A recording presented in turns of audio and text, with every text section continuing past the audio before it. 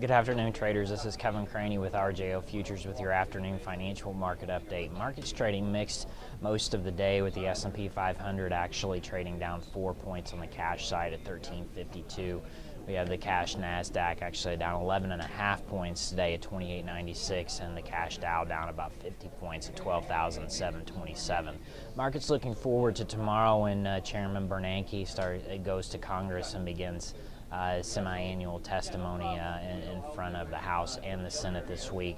I think certainly traders will be listening for what his assessment of the economy is. Obviously, we know that growth is anemic at this point. It's really kind of flat on its back, but what's it going to take for further stimulus? Also listening to the chairman's tone is in regards to fiscal policy and how he actually nudges members of Congress in the fact that monetary policy alone will not fix the problems, fix the ailment. So we look at interest rates today. We actually saw both 10-year and 30-year yields actually tick to their lows. We saw at one point 10-year yields certainly at the 145 low level, and we see 30-year treasuries back at 255. 255 basis points, and the 30 years actually getting back to a level in the futures to where they were back in mid-June before backing off a little bit. And I think that's really what we're going to see most of the week for the interest rate market as we wait for what Chairman Bernanke really has to say. I think we'll find some very good support, but we'll also try and test these highs. To get above these highs, it's really going to take some kind of new catalyst to push us above that, whether it be something out of Europe, whether it be more anemic data here in the U.S., or more data that may point toward more recessionary type of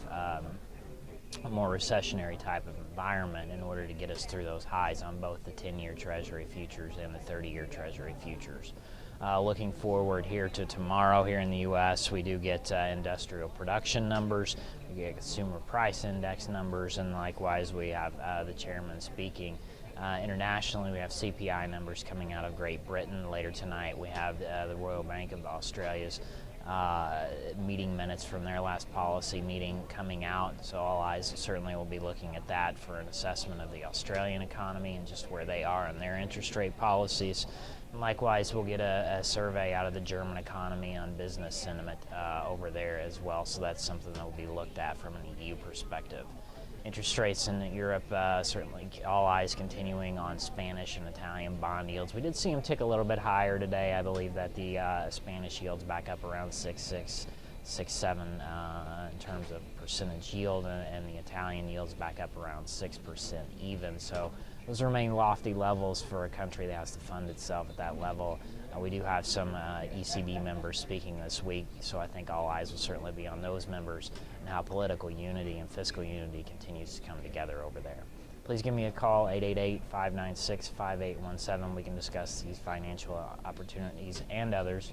As always, remember, futures trading is not suitable for everyone and does carry a high degree of risk.